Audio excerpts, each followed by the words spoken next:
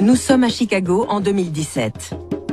3 ans ont passé depuis le signalement de la dernière strangulation de femme, étrangement similaire au meurtre précédent.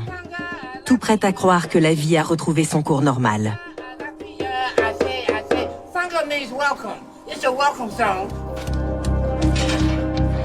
Oui, il y avait eu une accalmie dans cette série de meurtres. On n'en avait plus entendu parler pendant quelques années. Je me disais que le coupable était peut-être en train de purger une peine de prison, ou peut-être qu'il était mort et que c'était ce qui expliquait ce répit. Mais le 3 mars, ses espoirs sont anéantis. A garbage collector found her body in one of these trash cans in Grand Crossing. It's kind of like open season on black women and girls right now. Alors que de nouvelles femmes sont assassinées, les questions surgissent et la crainte s'empare des quartiers. Pour nous, il était probable que la série noire recommence à Chicago, et on doutait que le nombre de victimes en reste là. Nous avons un ou plusieurs assassins en activité qui ne cesseront pas à moins d'être arrêtés.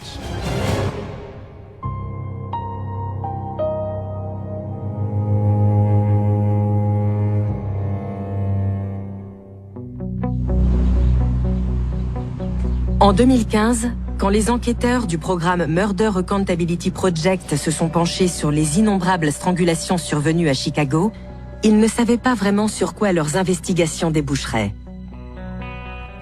Tout ce dont nous étions sûrs, c'était qu'il y avait un schéma inhabituel d'innombrables strangulations de femmes et qu'une faible proportion de ces dossiers était élucidée. L'étape suivante a été d'apposer des noms et des contextes à ces affaires. Nous y sommes le plus souvent parvenus en travaillant avec les journalistes locaux. La méthode du programme MAP nécessite d'analyser des données brutes puis de trouver les personnes physiques derrière ces nombres. En août 2017, après plus de 2 ans de recherche, Thomas et son équipe ont décelé des signes préoccupants dans Chicago. Ils ont alors contacté la police de la ville pour tirer la sonnette d'alarme. Nous leur avons adressé un rapport détaillé qui reprenait ces affaires, puis on a fait une présentation orale en expliquant pourquoi nous étions quasiment certains qu'il s'agissait de l'œuvre d'un tueur en série. L'inspecteur nous a remerciés et nous a garanti que la police de Chicago nous recontacterait. Il ne s'est rien passé sur le moment, mais tout le monde comprendra aisément qu'un simple coup de fil ne peut pas déclencher toute une enquête. Ça n'a donc pas été le cas. Mais au moment de ces échanges avec les inspecteurs, Thomas ignorait encore que ce répit de 3 ans dans les meurtres touchait déjà à sa fin tragique.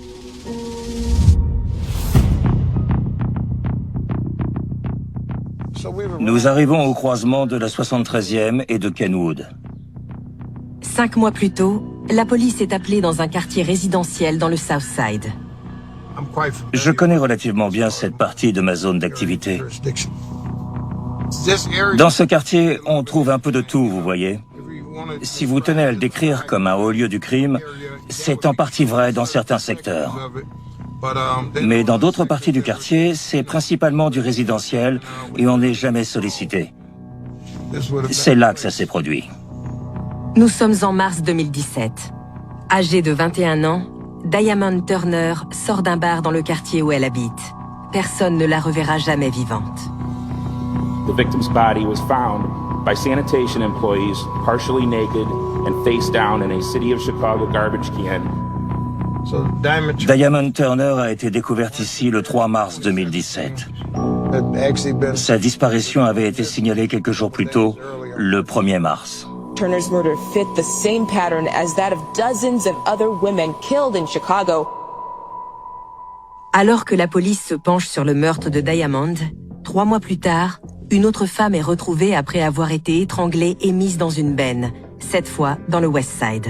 Elle s'appelle Catherine Satterfield Buchanan.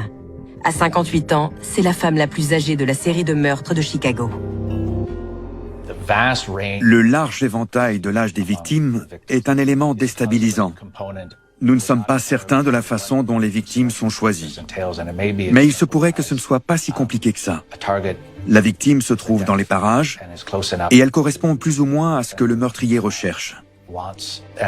Et aussi terrifiant que cela puisse paraître, trouver un peu de chair fraîche à terroriser et à mutiler, C'est probablement tout ce que l'assassin recherche. Mais à ce moment-là, après plusieurs années sans couverture médiatique, le silence qui entourait ces meurtres et un éventuel lien entre eux arrive enfin à son terme. En janvier 2018, un article qui va faire sensation est publié dans le Chicago Tribune. Ils ont dénombré 75 affaires étalées sur environ 20 ans, dans lesquelles des femmes avaient été étranglées ou agressées. Et en creusant un peu plus, ils ont pu constater que la police de Chicago avait élucidé environ un tiers de ces affaires. Cet article met la pression sur la police de Chicago pour qu'elle s'intéresse aux meurtres non élucidés. 2 mois après la parution de l'article du Tribune, la police de Chicago crée une unité spéciale composée d'inspecteurs de la brigade criminelle. Ils collaborent avec la force spéciale du FBI pour étudier plus en détail les dossiers qui demeurent non élucidés. On leur a demandé de se réunir régulièrement pour voir si des points communs reliaient ces 51 affaires les unes aux autres. Et dans un second temps, puisqu'il s'agissait au départ d'enquêtes individuelles, pour voir de quelle façon ils envisageaient d'avancer, trouver d'autres protagonistes à interroger et éléments à analyser.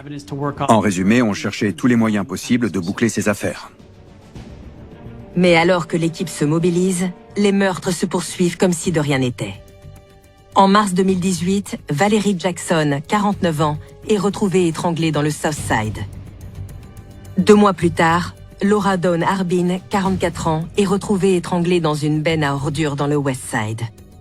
Laura avait disparu de sa ville natale du Kentucky depuis plusieurs années.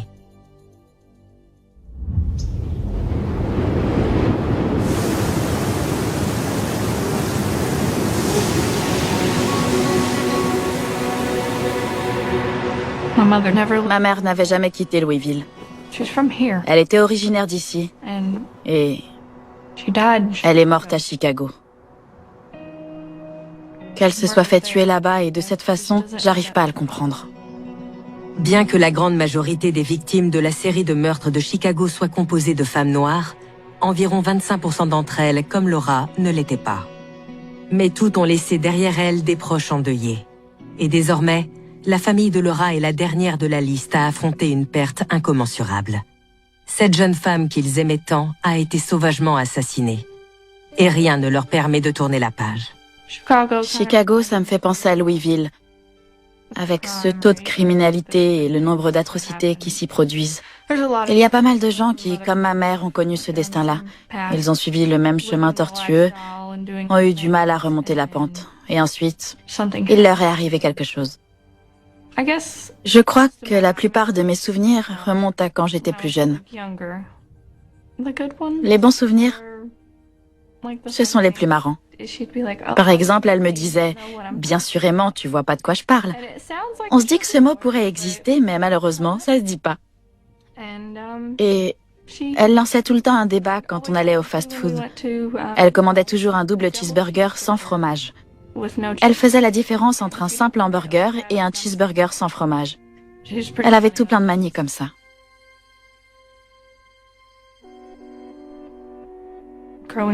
Quand j'étais enfant, je l'ai vue complètement à côté de la plaque. Camée. Il y a bien eu des périodes où elle est partie en cure de désintox, mais ça a jamais rien donné. Elle allait à peu près bien pendant quelques temps, mais rapidement, elle replongeait. C'était difficile parce que j'ai dû vivre avec mes grands-parents la majeure partie de ma vie. Parfois, elle était là, et puis d'un coup, elle disparaissait dans une ruelle avec quelqu'un. Ça pouvait durer une journée comme plusieurs mois. Allez savoir ce qu'elle faisait. Et puis, elle refaisait surface. Mais elle n'était pas là pour ma remise de diplôme du lycée. Et ça, c'était en 2015. Elle n'utilisait pas d'appareil électronique, high-tech ou quoi que ce soit. Je me souviens que quelque temps après son dernier départ, quelqu'un qui sortait de nulle part m'a envoyé un message par Internet. Elle demandait à des gens d'envoyer des messages pour elle parce qu'elle arrivait à peine à se servir d'un simple portable. Alors, cette femme m'a écrit « Ta mère tient à ce que tu saches que tu es très belle et que toute la famille lui manque. Elle espère que tout va bien pour vous. » Et j'ai aucune idée de qui était cette femme. Vous imaginez? Quelqu'un doit bien savoir quelque chose. C'est quand même louche que toutes ces femmes se soient fait tuer de la même façon. Ça fait beaucoup de vies gâchées directement et indirectement. Aujourd'hui, la police de Chicago considère l'affaire du meurtre de Laura comme encore en cours et refuse de communiquer sur le dossier.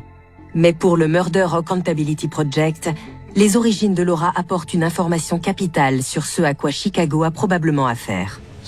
Les recherches dans ce domaine montrent que les tueurs en série ont tendance à tuer au sein de leur propre groupe ethnique. Nous pensons qu'il est probable qu'il y ait au moins 3 tueurs différents qui s'attaquent à un éventail de femmes. Nous pensons que l'un d'entre eux est blanc et qu'il y a probablement 2 assassins afro-américains, voire davantage.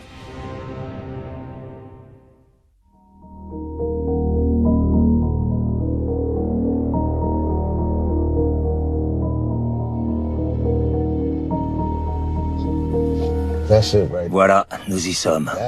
C'est là qu'ils l'ont retrouvé. Et oui, c'était à cet endroit précis. Je ne savais pas grand-chose sur son histoire.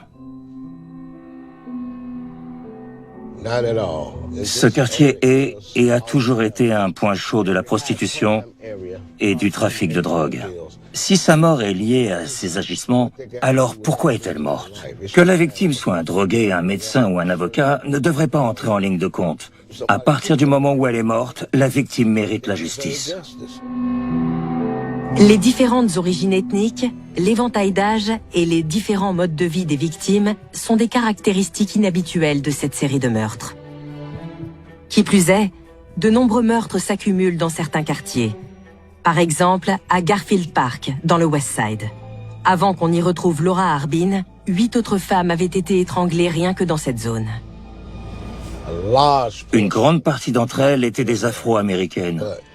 Mais il y a eu une arrivée massive de familles latino-américaines qui se sont installées dans ces quartiers.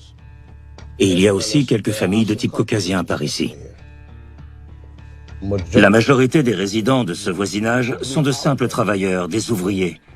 Ils cumulent les emplois non qualifiés et font beaucoup d'heures sup. Il y a toujours du monde dans ces rues. Quand on y va le soir, tout est éclairé, il ne fait pas sombre. Passer inaperçu dans ce genre de quartier, c'est quasiment impossible.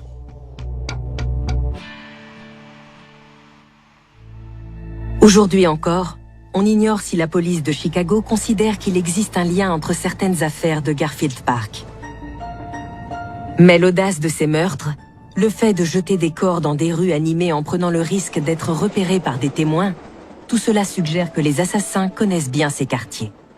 Ils connaissent les habitudes, la culture locale. Ils n'y habitent sans doute pas, mais soit ils y travaillent, soit ils y ont grandi, et quelque chose les pousse à retourner là-bas.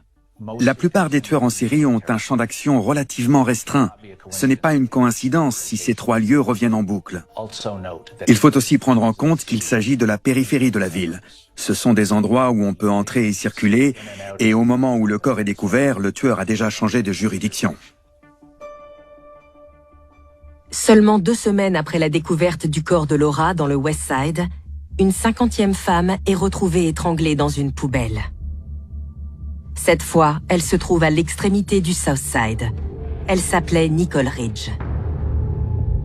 Il y a des victimes latino-américaines, afro-américaines, toujours des femmes, et puis on a un certain nombre de victimes bien inférieures mais tout de même de type caucasien. Ce que l'on sait, c'est que les meurtriers afro-américains sont plus susceptibles d'enfreindre les limites ethniques quand ils choisissent leurs victimes. On sait également que pour les victimes féminines latino-américaines, les assassins qui visent cette catégorie auront aussi le potentiel pour s'attaquer à des femmes de type caucasien. On se demande alors si notre meurtrier est si regardant que ça quant à l'origine ethnique de ses victimes.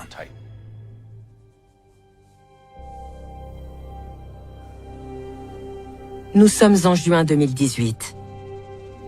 Cela fait quasiment 1 an que le Murder Accountability Project a contacté la police de Chicago pour la première fois pour tirer la sonnette d'alarme.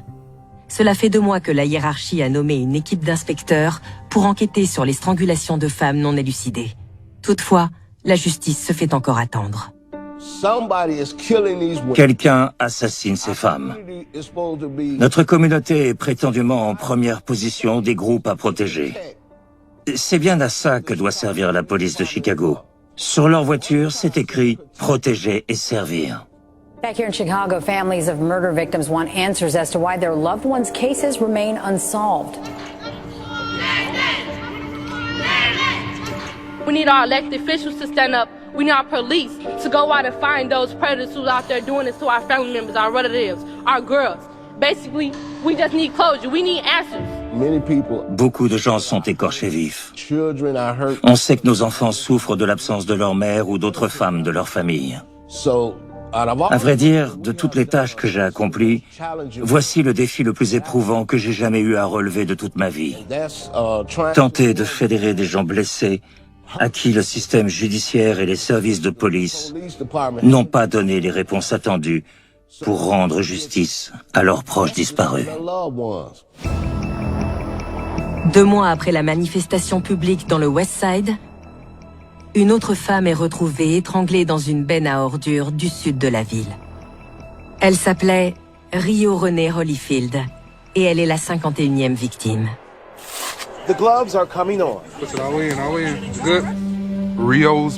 Le souvenir de Rio est une source de motivation. Je pense à Rio tous les jours. Je pense à Rio dans tout ce que je fais. The Gloves Up, Guns Down program, organized by Ricardo Holyfield. It is a gun violence prevention pop-up. Elle me disait souvent qu'elle aimerait me voir dans les rues parce que j'étais capable de changer les choses, d'aider ces jeunes. Through boxing skills, this non-profit hopes these boys can avoid fights that often in Chicago leads to gun retaliation. Elle m'a appris à écouter et conseiller les autres. Mais par un triste jour de septembre, Ricardo apprend que Rio a disparu. Mes cousins rentraient du supermarché. Ils étaient partis acheter des trucs à grignoter pour regarder un match à la télé. Un gamin a surgi et ouvert le feu sur la foule. Tout le monde s'est dispersé en courant. Et la seule personne à s'être pris une balle, ça a été mon petit cousin. Il s'appelait Nathan Holyfield. Apparemment, il serait mort sur le coup. C'est moi qui ai dû aller identifier le corps. Je suis allé à l'hôpital et je l'ai vu allongé là. Je suis redescendu pour annoncer la nouvelle à ma famille. Et tout le monde répétait « Est-ce que quelqu'un a pu parler à Rio ?» Parce que c'était la seule qui n'était pas là. Toute la famille était là, sans exception. Ils étaient tous présents, sauf Rio. Et personne n'arrivait à la joindre. Le lendemain, alors qu'on était tous chez ma tante pour la consoler de la perte de mon cousin, les inspecteurs l'ont appelé pour lui annoncer qu'ils pensaient avoir trouvé Rio dans une benne à ordures. Elle était morte depuis déjà quelques jours. Elle s'était fait étrangler. Quel genre de monstre peut jeter une femme dans une poubelle? C'était pas une ordure. Elle me procurait toute ma force. Elle était tout pour moi. Elle était comme Whoopi Goldberg dans Sister Act. C'était la bonne sœur qui débarquait pour sauver tout le monde. C'est elle qui donnait de la voix, elle qui apportait la musique. C'était mon Harriet Tubman, la militante antiraciste.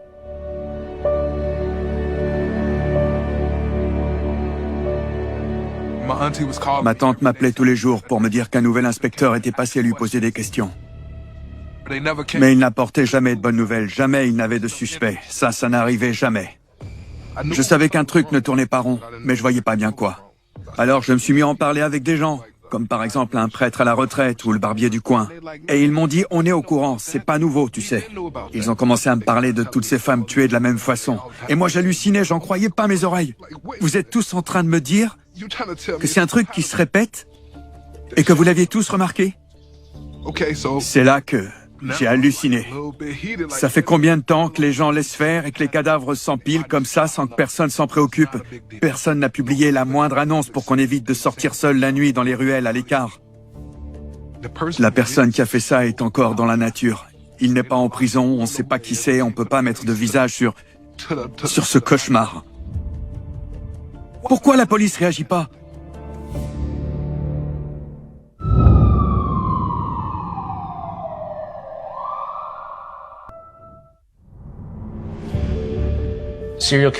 Les tueurs en Syrie sont une espèce à part parmi les criminels, parce qu'ils obligent la police à prendre la décision très délicate de garantir la sécurité de la population. La police doit arbitrer. Faut-il protéger les citoyens en les informant, ou est-ce qu'on risque la panique générale et un emballement médiatique? Il faut peser le pour et le contre, mais il n'existe aucun manuel pour prendre la bonne décision.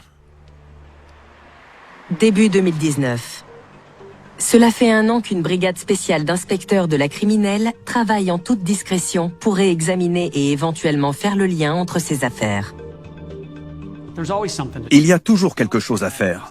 On peut toujours retourner sur les lieux, parler aux proches, reprendre les éléments de preuve versés au dossier, réinterroger les témoins. Ce qu'on ne peut pas faire, c'est révéler des informations. Ça peut porter préjudice au dossier, et on ne voudrait surtout pas plonger la population dans une peur irrationnelle tant qu'on n'est pas certain qu'il existe bien une personne en particulier qui fait du mal à des individus. Mais en l'absence d'arrestation et d'appel public à la vigilance, la colère des riverains ne fait que s'amplifier. On est pris pour cible, parce qu'on est noir, parce qu'on se trouve dans un quartier où on peut balancer un cadavre et que tout le monde l'accepte sans broncher. Ça me laisse sans voix. Alors, en février 2019, l'antenne locale de CBS diffuse le premier reportage établissant un lien entre ces meurtres. Take a close look at their faces. They're someone's sister, mother, friend. Some have been raped, others beaten. Dozens of women who were all strangled or asphyxiated. Their cases remain unsolved. Now, as CBS 2 investigator Pam Zekman reports, a serial killer may be on the loose in Chicago. Je l'ai appris de façon tout à fait aléatoire. Je changeais de chaîne à la télé. CBS diffusait un reportage d'investigation. Et pour une raison quelconque, sans doute mon intuition surdéveloppée, j'ai cessé de zapper pour écouter. Elle racontait l'histoire de ces femmes. Their bodies were found in vacant lots, abandoned buildings and alleys, some dumped in garbage cans and some even set on fire. It could be anybody's sister, it could be anybody's daughter, it can happen to anybody, not just to my family. Et à cause de ce que j'avais vécu, j'ai eu l'impression d'avoir été foudroyée sur place. Her body was dumped in a garbage can. She's not trash, she's loved by many. Ce reportage télévisé fait l'effet d'une bombe dans la ville. Et désormais, la lumière des projecteurs dont ces familles avaient cruellement besoin est enfin braquée sur cette affaire. Je trouve cela absurde. C'est tout de même incroyable que quiconque ayant entendu parler de ces événements ne se dévoue pas corps et âme à la manifestation de la justice. Bien sûr, c'est pour ces femmes, mais c'est également dans notre intérêt à tous, en tant que communauté et en tant que société, en tant qu'être humain, que justice soit faite. Alors j'ai appelé Pam Zekman et j'ai organisé une veillée. Denise V. Torres. Denise V. Torres. They prayed and read off the names of the victims at a community meeting last night. J'ai invité Ricardo et il est venu. On s'est demandé comment faire avancer les choses. Comment faire entendre à la police que ces femmes méritaient tout autant d'attention que n'importe qui d'autre. Il serait absolument inconcevable, si cette liste ne contenait que des jeunes blondinettes de 15 ans, de devoir se battre pour persuader les autorités de réagir. Alors pourquoi ils les ont mises de côté de la sorte? Ça signifiait qu'ils n'en avaient rien à faire. Ils s'en moquaient jusqu'à ce qu'on les oblige à s'y intéresser. Et maintenant, ils s'en occupent. Tout a commencé quand on a organisé cette réunion avec Bobby Rush. Congressman Bobby Rush called the meeting tonight to address questions over whether a serial killer or killers is possibly preying on Chicago women. En général, quand un homme politique organise un débat public, c'est un échec. On a 2 ou 3 curieux qui se pointent.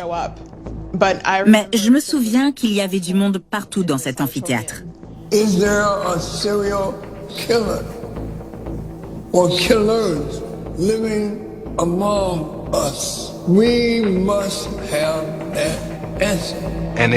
Il y avait tous les grands journalistes sur place, le Tribune, tous ces gens-là. J'avais tellement de choses sur le cœur et dans la tête que c'était ma chance, l'occasion de les dire. Continue to dismiss the things that's going on in the city. It's going to get worse. Je leur ai expliqué comment faire bon usage de nos informations. On avait mis des informations en ligne que chacun pouvait consulter. There's a kind of magic to carefully counting things. When you do that, patterns become astonishingly clear. Le fait que cela ait duré aussi longtemps et que ça n'ait toujours rien donné, qu'il n'y ait personne en garde à vue, que personne ne paie pour ces meurtres, pour le mal fait à ces femmes, c'est un crève-cœur. J'ai assisté à cette réunion, tout comme celui qui était le chef adjoint de la police à l'époque, Dinian. Il était sur la scène avec d'autres policiers. Quand ce genre de choses se produit, tout le monde se tourne vers la police et exige des réponses immédiates, ce qui peut parfois ressembler à une attaque en règle. If they let her speak, please. Let her speak. And that goes for abandoned buildings too. J'ai été témoin de la frustration, de la colère et de la douleur de ces gens. J'ai également remarqué que la police était sur la défensive et prise à partie. All the evidence for these specific cases has been reconciled, and ISP has tested all of them. What does reconciled mean? Oh, I'm sorry, all the evidence, it's all been tested, it's all been for these specific cases, it's all been worked up. Et en écoutant Dinian, j'ai remarqué que certains termes qu'il utilisait laissaient entrevoir une forme d'ouverture à la discussion.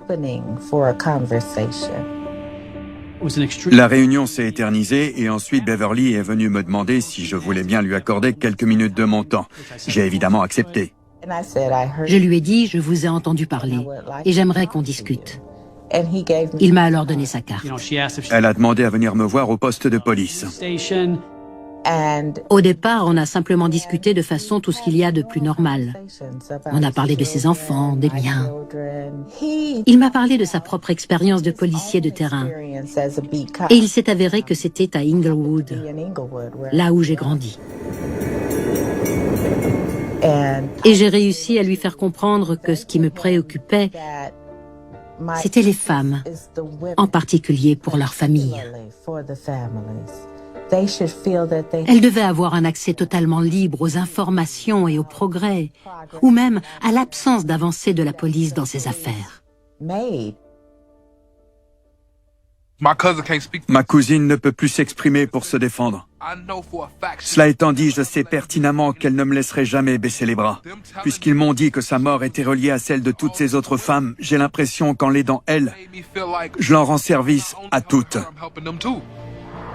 On a des bénévoles et on a mis des affiches pour signaler les lieux où des femmes ont disparu. Cette femme fait partie de la 50aine de femmes retrouvées massacrées de façon abominable comme jamais auparavant. Each flyer a different name, each location a story of tragedy. Les gens sortaient de chez eux, ils se mettaient devant leur porte et nous demandaient ce qu'on faisait. Je leur expliquais qu'il s'agissait d'une façon d'alerter les gens sur les risques potentiels, les dangers qui rôdaient dans ces quartiers. Si les autorités choisissent qui elles souhaitent protéger ou pas, alors elles sont indignes du pouvoir qui leur a été conféré. Je dis pas que la police fait pas son travail, mais seulement qu'on n'est pas aussi en sécurité qu'on le croyait.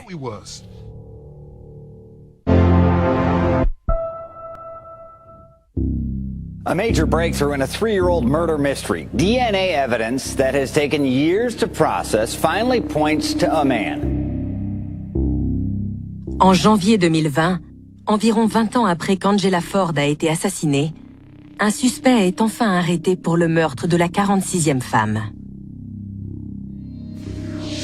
Arthur Hilliard was charged today with killing 21-year-old Diamond Turner, a woman he dated. Diamond was among more than 50 women the CBS 2 investigators previously reported on with similar cases. It's been 3 long years for me, my sister, my whole family. So I'm glad he's in jail. Retour en mars 2017. Âgée de 21 ans, Diamond Turner est retrouvée étranglée dans une poubelle du quartier où elle résidait.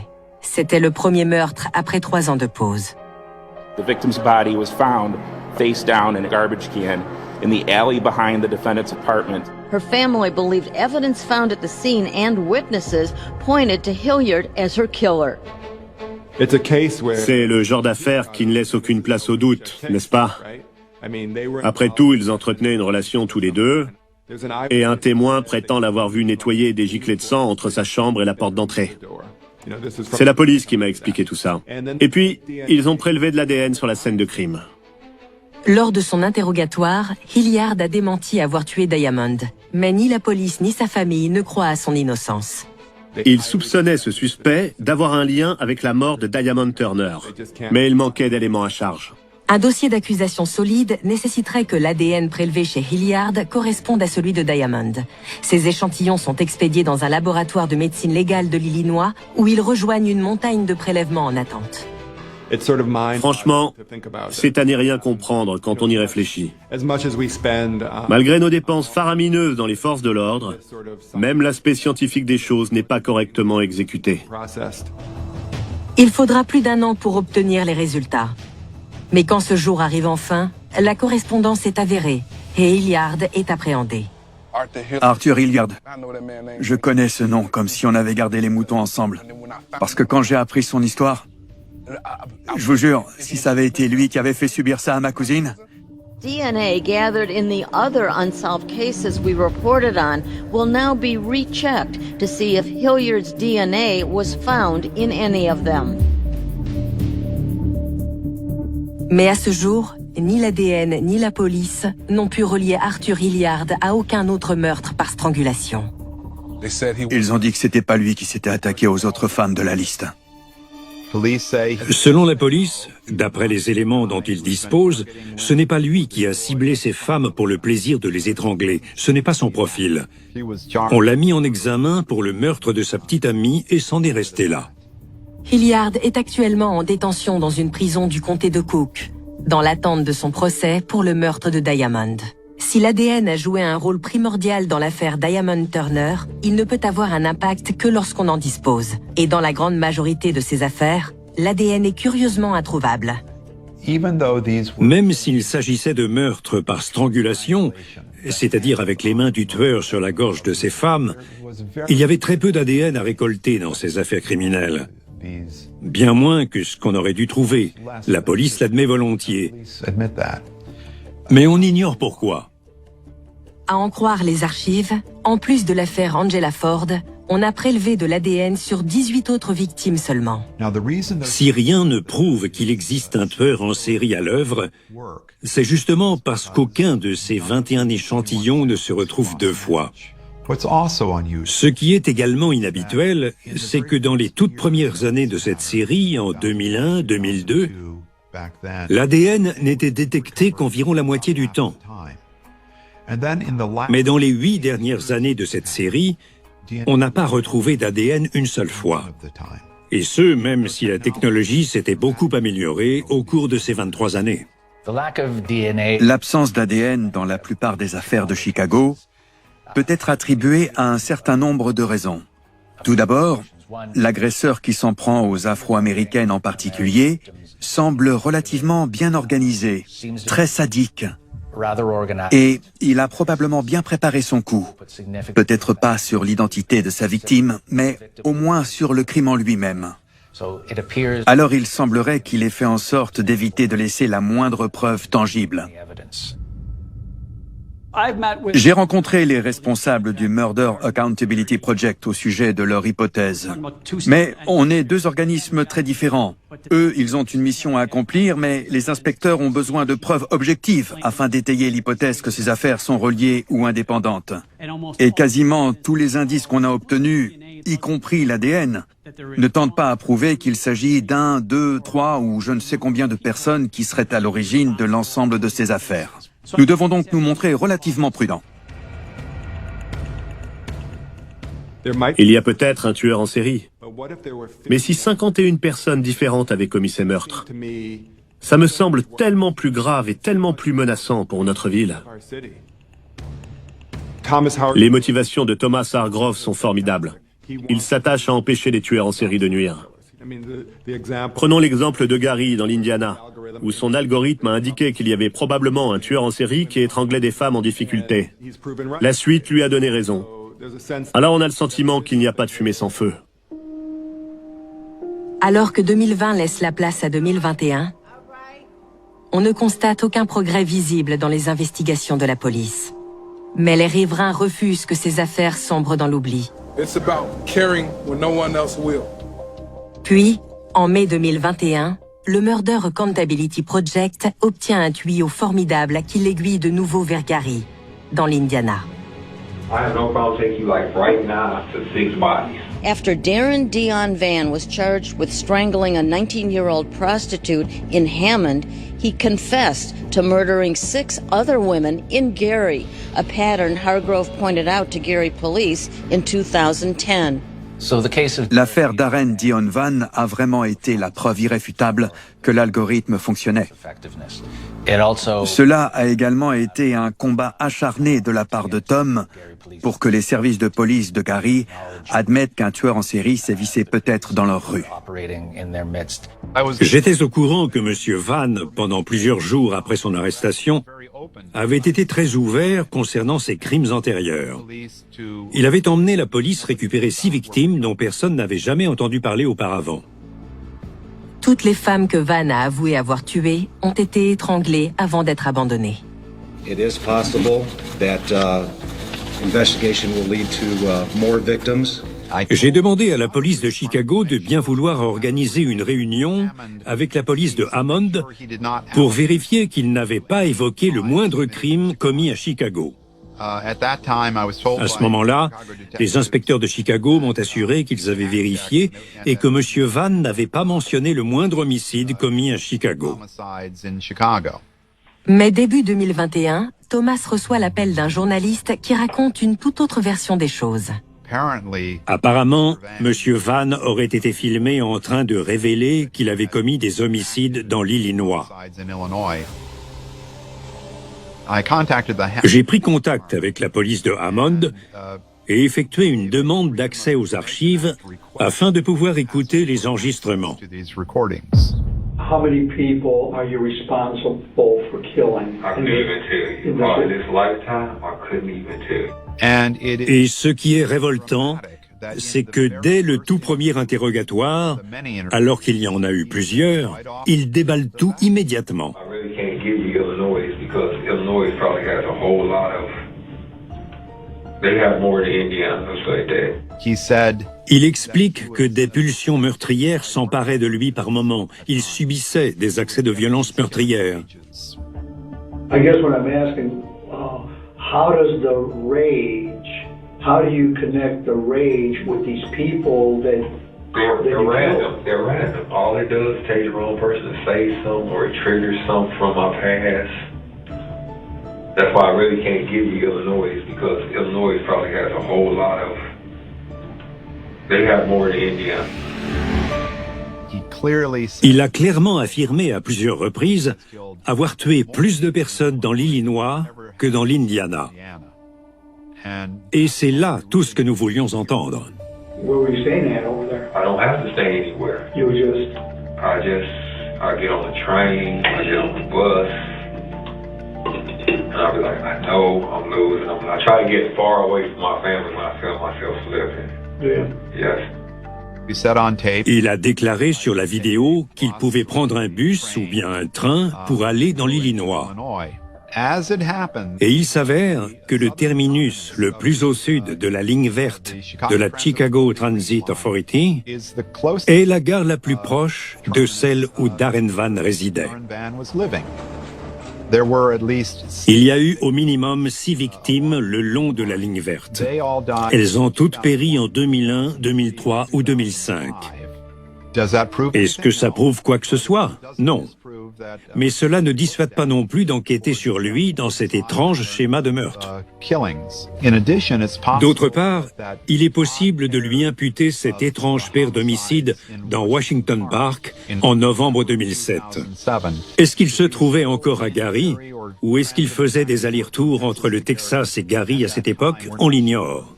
Mais s'il était là-bas à cette époque, il devrait être aussi entendu dans le cadre des meurtres du parc. Any dumpster will catch my eye. Even like we were driving to Hammond, I could picture a place like, okay, you put a body there, you put a body there. Je n'ai aucun doute sur le fait que Darren Vann a une âme profondément tourmentée et torturée. C'est une sorte de cauchemar ambulant qui n'a pas peur de raconter le pire.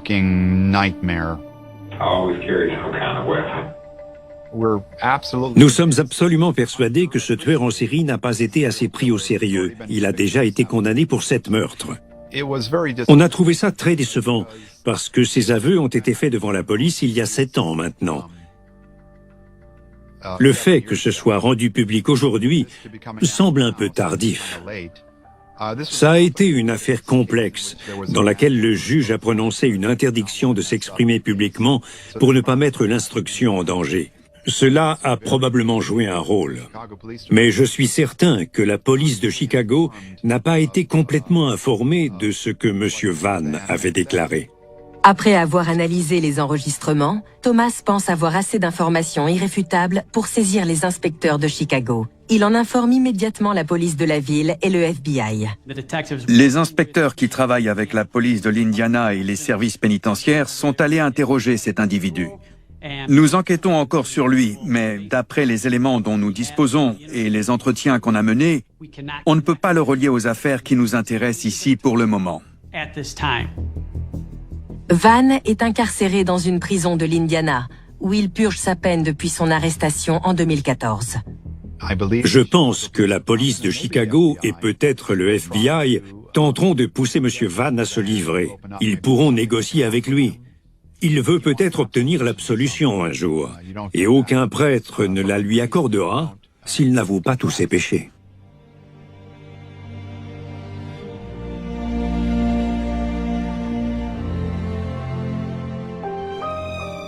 Cela fait 21 ans qu'Angela Ford a été retrouvée étranglée et laissée pour morte dans un bâtiment désaffecté du South Side. Sa fille Kiana, qui avait 9 ans à cette époque, attend encore désespérément des réponses. Peut-être que c'est le tour de ma mère d'obtenir que justice soit faite. Mais qu'est-ce que la justice? C'est voir un assassin derrière les barreaux. C'est l'espoir de tourner la page pour les familles. Et c'est également une possibilité pour la communauté de guérir. Certaines de ces femmes ont payé de leur vie pour que nous ayons la possibilité d'élucider cette affaire. Il ne faut pas l'oublier. Et pour que la ville fasse ce qui doit être fait au nom des femmes. Pour eux, elle n'était pas très importante, mais elle était tout pour nous. Alors on va continuer à se battre jusqu'à ce que quelqu'un nous entende. Vous savez, au bout de 18 ans, vous apprenez à faire avec ce que vous avez à votre disposition. C'est comme ça.